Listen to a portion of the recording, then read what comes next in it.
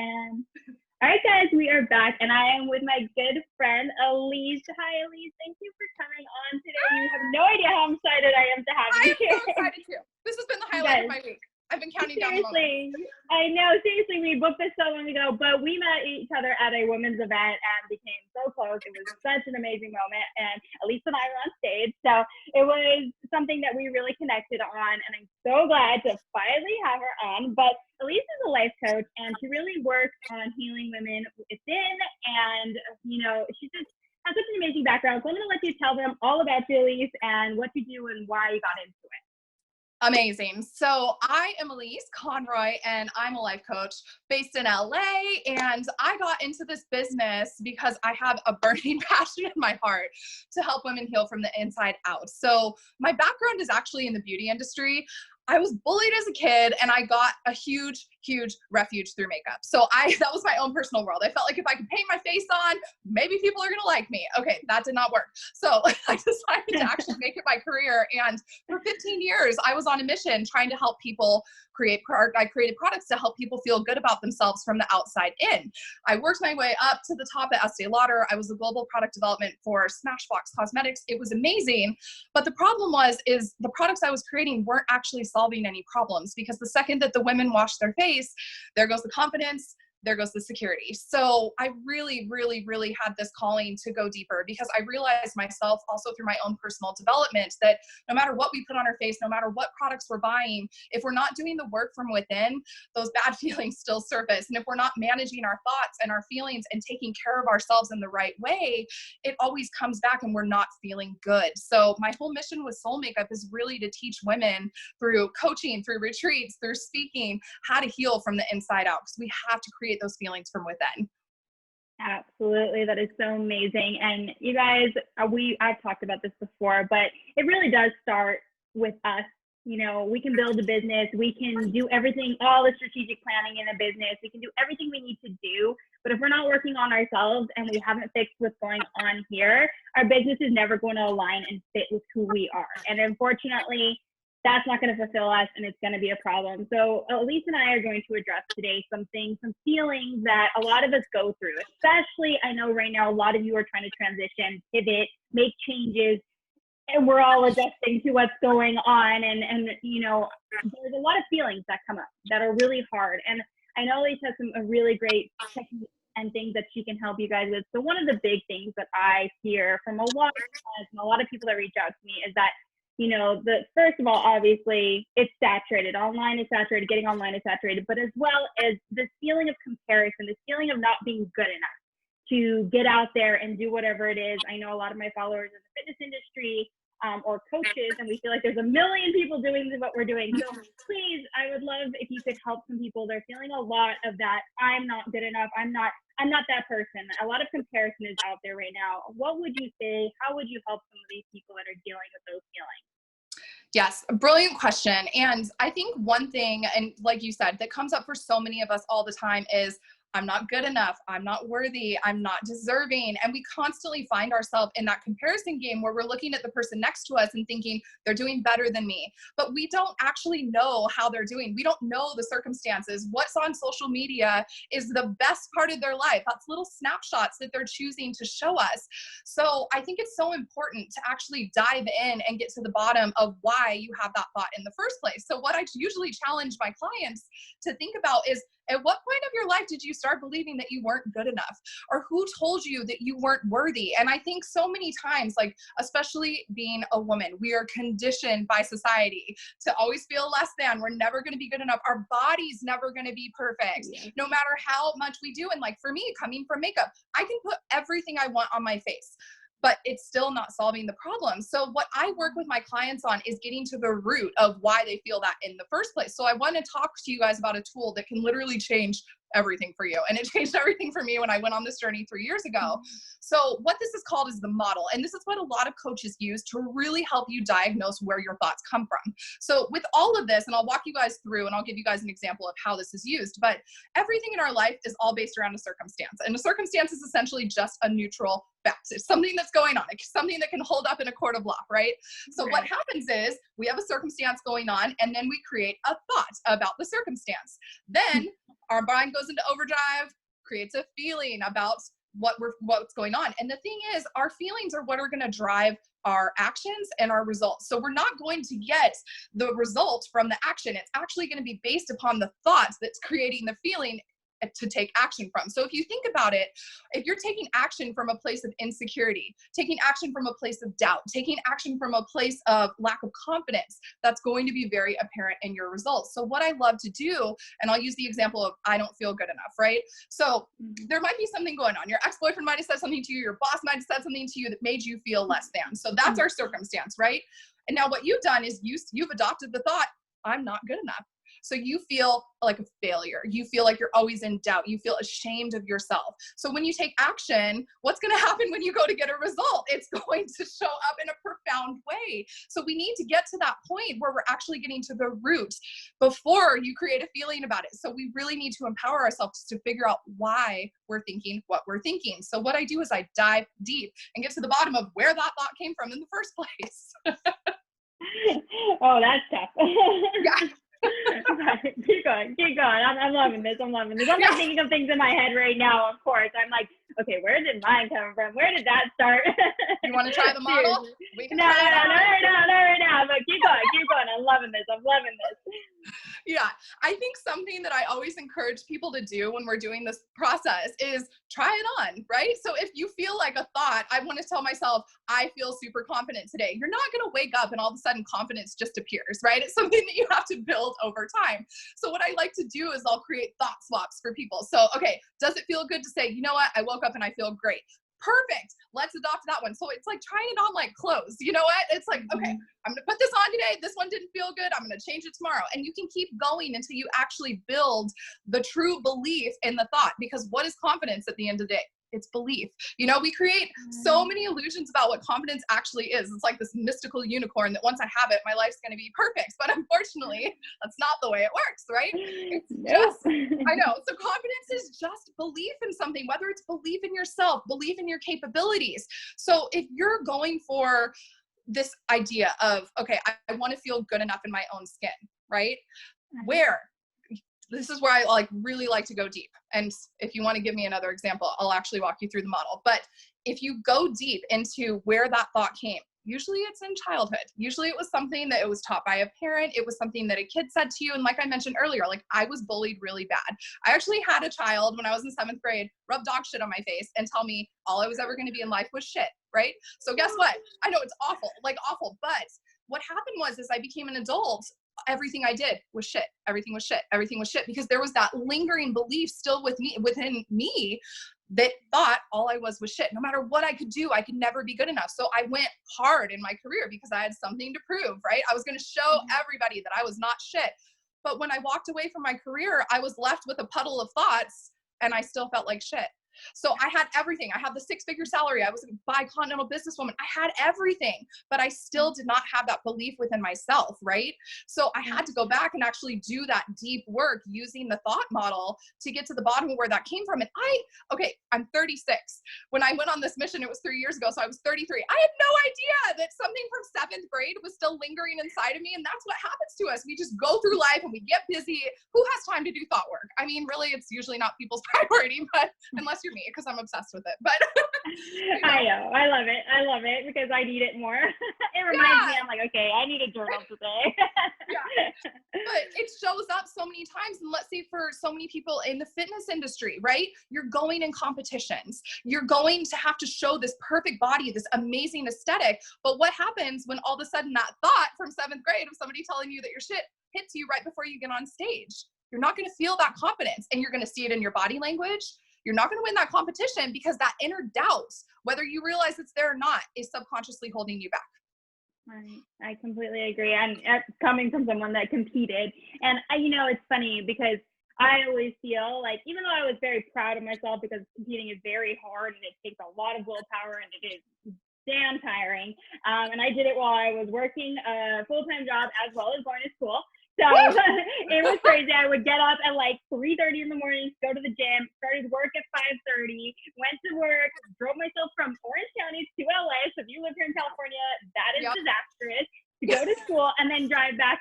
work out again because it was a Yeah. 2 times a day workout. And I know what it takes to put into that. And, you know, I always thought that doing it was going to make me feel more confident. And Yes. after I got up the stage, like before the actual competition, before I found out what place I was in, and before I got any feedback from the judges, I felt so good about myself. Like before all of that, I felt so good. You know, I worked my butt off. I looked freaking awesome. I was like no body fat. I was, you know, I was not like I am every day. You know, like it was amazing. I saw the pictures. Yeah, exactly. But the problem is after stage and after hearing the judges' feelings, all of those negative, sad comments came running back to me. And for me, I am someone that had cancer when I was a kid. I have a huge scar on my left leg. They took out like half my leg when I was younger. And, you know, I always thought for a long time none of that stuff bothered me. You know, I thought that, you know, oh, you know, I've gotten over that. You know, I played soccer for 18 years. I went to college on soccer scholarships. Like, obviously, I thought I had gotten over it because look at what I've done they told me I might not be able to walk, and look what I've done, you know? So, and then I realized that day, like the first competition I ever had, like I just felt so negative. I felt so sad, you know, like I was like so disappointed because they were telling me my legs were too big, and you know how long I worked to build muscle on my legs because of what had happened. And the things that they had told me were so negative and so sad, and all those things came running back to me. So I did something to make myself feel more confident on the outside. Yep. And it just ruined me more on the inside. It just made it worse. So again, dealing with those inside issues is such a big deal. So it's huge. I know what we said is that, you know, obviously you were saying that it's huge to work on the inside. Is there anything that you could tell people, say there is a specific thought that they have, maybe their ex-boyfriend said, you know, you're ugly, you're stupid, you'll never be anything, whatever it is there something that they can do from that point that can kind of start to change things? Because I know for me, that's something that, like you said, things that kids said to me when I was younger that still affects me or I had to work through. What is something that they could start doing to kind of maybe bring down those negative thoughts or move them away or change them into more positive thoughts? I mean, shit in your face might not be able to change into positive, but you can do something with it. So please explain what you work through with them. So I would love to hear that. Yes. And I think it's such an important question because so many times, like in our adult life, these things are happening and we don't know why, right? So I think the biggest part to kick it off is to first become aware. And I think because we live in this world where everything's so fast paced, we're just not conscious, right? Like we're not making conscious decisions. We're not realizing why we're feeling the way that we're feeling. So when you have something that comes up that's reoccurring all the time, and I'll give you an example. I had a thought for the longest time and I didn't understand where it came from. And I'm a thick girl, I got curves, and when you got curves, you got cellulite. So I have always resisted my cellulite. I looked at it and I was just completely repulsed by it, right? And it's like, you get this, you were in fitness, you know, that is just like atrocious if you have any of those dimples back there, right? Oh my God, yeah. Yeah, the thing is, like, it doesn't matter how much I'm gonna work out, it's my body shape, like it's always gonna be there. So I dove into that and I was like, why do I have so much hatred towards this one area of my body? And it all came back to something that an ex-boyfriend had said to me. And what happened was I was sitting there and he actually rubbed his hand on the side of my leg and he went, dimple, dimple, dimple. Right? How awful does that feel? And I was maybe 17 years old at the time. Yeah. And so I realized when I dove into that thought, I'm like, oh my God, I based my opinion of myself on his opinion of me. I actually don't have an issue with the way that this looks. Society might have an issue with it, but I think my body is beautiful. So I started doing something that I hadn't done in a really long time. And that was looking at it in the mirror. Because when you avoid it, it's not there. It's the secret thing that's not existing on the back of your leg, right? But I made peace with it. And I'm like, you know what? I'm finding acceptance in the fact that I'm always going to have cellulite, you know? Yeah. And so many times, right? It's like, if you're not having the awareness on where that thought came from in the first place, you're not going to be able to get to the root of it. So you have to really take the time and go to some uncomfortable places inside of you, because the thing is, growth's not easy. You know, this process, sometimes it brings up some dark feelings. And of course, when I discovered that that was where the source of that thought had come from, it hurt, right? It's like, how could someone say that to me? But it's my responsibility to then do the work to release the power over that thought. And I educate a lot of times too on where our belief systems actually come from, because a lot of times we get taught things by our parents, you know, whether it's your political beliefs, religious, whatever it may be. Money beliefs is a very big one too. And so what happens is you get taught these things, you go through your adult life and you never really evolve your beliefs. And so when I ask my clients, I'm like, why do you believe that? They're like, I don't know. That's so funny. That's amazing. Yeah. And so it's like, okay, well, let's first start with where it came from, because if you don't even know why you think what you think or why you feel what you feel, of course you're not getting the results that you want to get because you don't even know why things are happening because you haven't become conscious to it yet. So I think to answer your question in a very long-winded way, check in and become aware. And yeah, no, that's perfect. I love that. No, truly, I think that really, and even for someone that, for me, I'm not as good at this as Elise is. She's amazing at this, and sometimes checking in for me is really scary, and I hate it. I used to hate when people would tell me to journal or sit alone or meditate. I'm like, I don't want to be alone with myself. Yep. Are you kidding me? Like, no. I'm okay. I'm good. I'll just keep working and doing stuff and trying to accomplish things that would cover up that stuff and those problems and those issues. But they're not going to go away. And they probably will never go fully away. They're always part of who you are. But the way that you deal with them and you address them and become comfortable with them. I was the same way with my scar, it's a 7-inch scar on my leg. And for the longest time, I wanted to get surgery to make the scar smaller and get it lasered and all this stuff. And only a couple years ago, I realized I don't want to get rid of my scar. It's part of who I am. It's a story that I have, yes. And for me, it's caused I am someone that is super fit and super healthy and takes care of myself. And it causes stretch marks and all that on my leg because it happened when I was a kid, so my legs are grown. And, for the longest time, I hated that. I thought it made me look not the way that I'm supposed to be perceived. Yeah. And that's not the truth. It just makes me look stronger to me now. I went through so much to be where I'm at and to be healthy and to be fit and to have played soccer and done track and doing all that stuff. But it really does take sitting down and addressing it and being I'm okay with this. I'm okay. What was the reason that I didn't like it? What were the reasons that I hated it so much? Really, because my the stretch marks were going to be embarrassing as a fitness instructor. I wouldn't wear shorts at first to the gym because I was even though I'm so fit, I wouldn't wear shorts because I didn't want people to see the stretch marks. I'm it's part of a scar. What am I thinking? And it just took me, again, I'm 31, and it took me maybe 29 to even get to that point. So if you're not feeling that way yet, I think it's important to know you're not behind or, we all address this. You said something so important that I think so many people watching this, it's going to resonate with them. We are so terrified, and myself was in this camp included, to be alone with our thoughts, right? It is a scary place when the music is gone, there's no distractions, Netflix is off. I avoided that space for years. And I had no choice but to confront it because at the time when I was working at Estee Lauder, I was traveling 100,000 miles a year by myself. So I'm staying in all of these foreign countries alone. So guess what? They found me. I didn't have a choice. And it was so they were there when it first came up because it's if you think of renovating a house, right? It's you're going to need to do some demo. There's going to be some mold in the walls that we're going to need to get rid of, but we're going to rebuild, but that first demolition is really scary because you don't know what's going to happen when you open up those walls. It's the same thing that we go through with ourselves, and I think so many people resist being alone with their thoughts. And it's funny because when I have the first part of my program, it's really about checking back in. And I see that resistance come up so much. And I'm like, you guys, if you resist it, it's going to persist. And this is the pattern that will continue. So even though it's uncomfortable, it's one of the most valuable spaces that you can ever tap into because your return on investment for the time that you give yourself is going to profoundly shift the results in your life. Completely agree. And again, guys, coming from someone it's been very hard. I've gone through a whole lot in my life, and to sit alone, to have those moments, to journal about my thoughts or to do things like that, I resisted it for a very long time. And it was one of the best things that I started to do in my life. And I'm not perfect at it. And there are still moments that I don't want to deal with certain things that I'm dealing with. And it happens, but it is really, if you do the work, like you said, it's worth it. So if you could share, if there's anything that you give about doing the work, you say about doing the work, is there, I know for me, writing my thoughts down, even if it's words, things I'm feeling, if I'm feeling a negative thought and I write it down or something I'm saying to myself, what do you usually help people kind of start doing? Maybe a routine to start kind of getting out of this mindset, or maybe like it's a journaling, meditating, I don't know. What do you help people kind of do to kind of start moving themselves in that direction?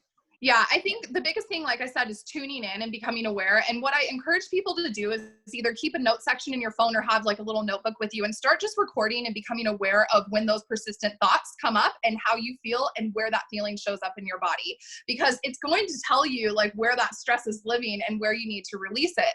I also think for me, a very powerful tool, and this is something I encourage my clients to do all the time, is video journal, because you're actually getting those thoughts out. You're seeing how you look, you're witnessing yourself have these emotions, and you're seeing how those things actually come up for you. And I think, like I said about looking in the mirror, sometimes it's a very uncomfortable thing to actually stare at yourself, have a conversation with yourself, but it's very, very powerful when you see yourself emoting in that way. And you might get a lot of awareness just from watching yourself talk.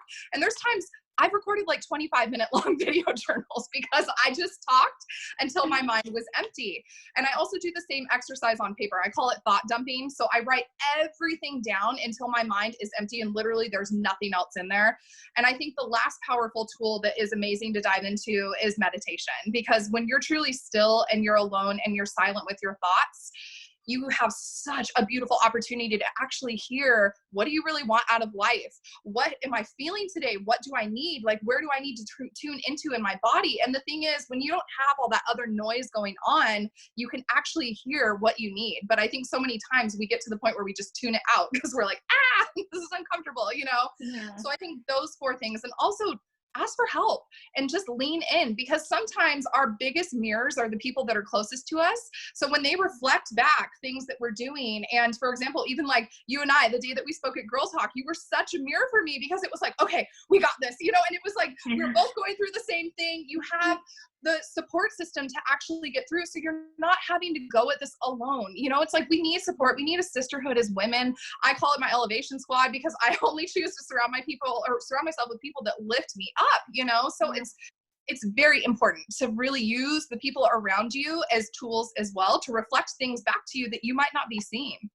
Yeah, and I think that I've said this at the very end of almost all of these, because, you know, everyone that has come on here, including Elise, you guys, is here to help, is here to serve you, is doing this because she wants to, because she feels called to it. She feels that this is part of who she is. She has to serve, she has to help. She wants to get out there and change things for people. And I don't be afraid to reach out, especially to the women that I have on here. Yes. You know, if this is something that's truly aligning with you right now, you're truly feeling this, you're like, damn, I really have a lot of stuff that I need to deal with. I don't know how to do this on my own. Reach out to Elise, because she's here to talk to you about it, you know. And I understand that some people feel like it's automatically going to be salesy. And yes, we are coaches.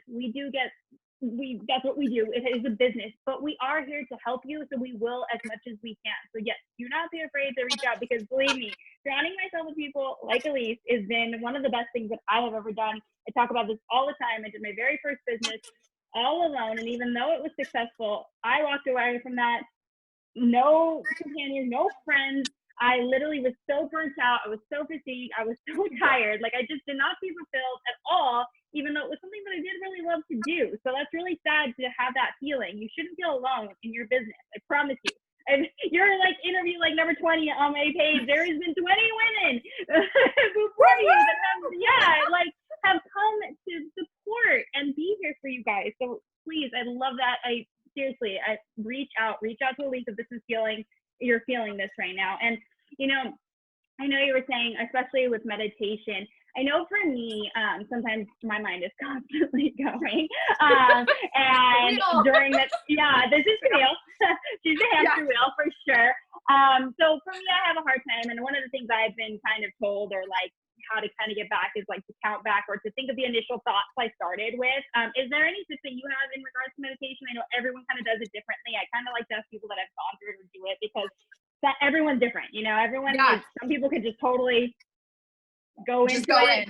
You know, for me, I have to like pick 3 thoughts that I promise myself to keep going back to. That's mine. That's how I do it. As soon as my mind starts to wander, I'm like, nope.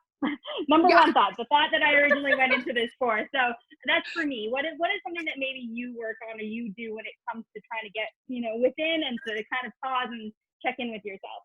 Yeah. So firstly, I have to say there is no right or wrong way to meditate. And I felt like when I first started this, I was like, I'm doing it wrong, because the thing is like thoughts are going to come in as you meditate. And my best friend gave the most amazing example. She's like, I just picture the thoughts like little clouds and I let them float past. I'm like, that is brilliant. So I think what I love to do is I always start off my meditations with a formula that I created called the 3x3 method. And essentially what you want to do is you breathe in for 3 seconds, hold for 3 seconds, exhale for 3 seconds, and you repeat it 3 times. So this is just going to kind of get you back in your body. It's going to get you out of your head, because truly when you're in your head, you're dead, right? We want you in your body so you can actually feel what's going on. So start just by cleansing your space, like your inner space with that little formula. And I promise you, it's going to just kind of center you in a way where you're like, okay, we can do this. And then I personally, my go-to resource, I love Insight Timer. That is like my holy grail. And the beautiful part is it's free. It's got so many meditations on it and you can bookmark them. I've got like my daily go-tos, and I try to do a bookend practice. I love to do one in the morning because it really just kind of sets the tone for my day. It gets my feet on the ground. If I am having any insecurities or reservations that I'm battling, like that's the time for me to just get it out. And it can happen in as simple as like 3 to 4 minutes. It doesn't have to be this thing where you're going under like a yogi, or Yoda, whatever, for like 3 hours. Like, it doesn't need to be that serious. Like, people make it so serious. It's not that serious. It's not some woo-woo thing that is crazy. But I also love to end my note with like a sleep meditation, because then I've started my day off with success. I've done my bookend practice. And I really feel like that just helps me to just kind of always have a clean slate, no matter what time of the day it is. And even sometimes lunch break, if I need to bring myself back, if I'm having a real crazy day and I need to get my feet back on the ground, I'll just dive into like a quick 2 or 3 minute one. And I'm like, whew, okay, I got this. No, and I agree. That was my same thought process when I first started. Like, and when people be like, you just need to meditate. You're so high strung. You're this, you're that. Just meditate. I'm like, do you not get that I'm super high strung and that I can't just sit down in a corner and be like, that was like always the thought process for me. I'm like, are you kidding me? Like, did you not just meet me? Did you not just tell me that I need to meditate? Like, if you knew me, then you know that that's not that easy. So for me, it definitely, you have to find your way of doing it. There is no perfect way. Again, if you are really good at getting into that headspace and it is really simple for you, then go ahead and do a 30-minute meditation. Yes. For me, most of mine are very short. It's just something for me to set and calm and kind of go into the day with positive thoughts, because for me, there are like literally sleeping is a huge issue for me too. And I've always had to work through stuff like that because my head's always going. And so I'll wake up with thought process of negative things I've been thinking all night, or things I didn't put in my calendar, that and that. So then I start my day very hectic, and that's how it used to be. So even that like 5 minutes to kind of just listen to something and relax and say, okay, no, you don't need to touch your phone for the next 45 minutes. Make a breakfast, get your coffee. If it's a nice day, go sit outside. Like, even that is meditating for me, because that's something that just brings me away from all of the other things that are going to take over once I start working. And once I start working, I'm like a freaking train, So like, I don't know. So for me, I start my morning a lot slower than because that just helps me. That's my way of meditating as well. It's like, okay, coffee, good breakfast, food, your workout, depending on the day, like before I even start or look at anything. Some people don't get answers back from me till 11 a.m. and they think I'm crazy for starting work at 11 a.m. But I'm like, I'm not really starting my day then, but that's when I start my work, because if I don't, then I'm just gonna immerse myself in my work, and I'm not gonna take care of the other things I'm taking care of. That is so I love that. important. And you said something so magical right now. And I think this is something so many entrepreneurs feel guilty about, is not hitting the ground running. And we have to remember, like, you're an entrepreneur, I'm an entrepreneur, so many of you guys watching are entrepreneurs, but we get to define when we work and how we work. So for me, like, having to leave that corporate environment and break that mindset of being in a 9-to-5 was really hard, because I almost felt like every time I went into meditation at 10 a.m. or whenever it was, I was doing something wrong. But I think, and what I educate with my clients is, we have to get into our thoughts, because like I said earlier, our thoughts create our results. So if we're not managing our thoughts, it doesn't matter how productive you are, how many things that you're checking off your to-do list during your day. If you're having negative thoughts that are creating and inspiring your action, you're not going to get the results that you want. So stop feeling guilty about applying your self-care, you guys. Like, it's okay for you to take a minute for you. And I'm here to give you permission. Camille is giving you permission, because you guys, this is such important work. And I have so many times, and especially with moms, they're like, how can I create a couple minutes for myself? I'm like, you have to create the time. The time just doesn't appear. You had to, you know, time can be an illusion if you want it to be, but you also have to secure time to take care of yourself. And if you don't feel worthy of your own time, when are you going to ever prioritize your self-care, right? So even if it's a 2-minute thing in the day, like what Camille was saying, just to ground you, like it is so important to apply that time for yourself. Yeah, just even if it's something that you enjoy. Like I said, I enjoy a good breakfast and a cup of coffee. Like that is something that if I was in my normal 9-to-5 job, or back in the day when I used to work at hospitals and I would go in at like 5 o'clock before, you know, like, and again, work out at 3:30 in the morning. When I had those crazy schedules, I didn't get to sit down and make my breakfast. I had cold eggs in a container that I would eat cold because I didn't even have anywhere to warm it up, because I'd be in the car rides or I'd be doing something crazy, you know. I literally ate cold tilapia many times in my life. Okay, that's gross. So, you know, having these moments of like being able to sit and actually like have a cup of coffee and have my breakfast, or go straight into my workout, like, but wake up at a decent time and not have to wake up at 3:30 in the morning to work out. Like, that to me is an honor, and like it feels good. Like it settles me in my day. So like, even if it's something like that to get you started, I feel it's so important. Like you said, it's just a little thing of self-care. What makes you happy? What makes you feel good? We have to make time for that, because it'll make such a difference in your business. I promise you. Huge. Huge. The mind drama, like once you get your things together up here, and it doesn't matter if it's weight loss, it doesn't matter if it's in your business, like your results are starting here. So manage this first and everything else will follow. Yes, exactly. Oh my gosh, so much good information today. And I'm so thankful. I have to have you back on. Of course, we will have you back on. But I would love for you to let anyone know if you have anything for them that could help them right now. I know everyone is looking for resources. Again, you guys don't be afraid to reach out, but anything that you can offer them and where they can find you. Yes. Oh my gosh. I'm so excited. I actually just got chills because I'm about to talk about this for the first time. So you guys are hearing this first, but June 1st, I am launching what I'm calling the CAN program. And what the CAN program is, it's about taking confident action now. So that's one of my internal makeup formulas that I do with Soul Makeup, because truly, like I said earlier, confidence is just about belief. And so what I teach women to do is really check back in, become aware of what's holding you back. We work through the barriers. And in the first step of the program, it's so much fun because we actually do 2 studies, one on time awareness, because so many times people don't know how they're spending their time. They're trying to fit 32 hours worth of things in a 24-hour day. No wonder why you're stressed out. So we get you clear on where your time's going.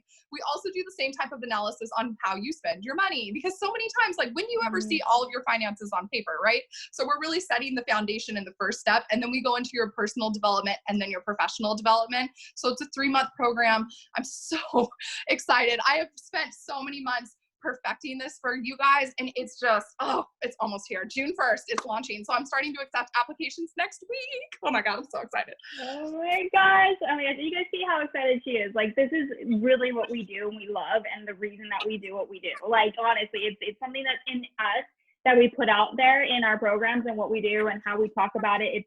It means so much. I'm so excited for your program. It's going to be so absolutely amazing. And you guys, I'm going to have her tags and everything. Obviously, feel free to reach out to her. But again, Elise, thank you so much for coming on. And you guys have an amazing, amazing day, and start working on that meditation. Yes, girls. Oh my gosh. Thank you so much again. This was so much fun. Love you, girl.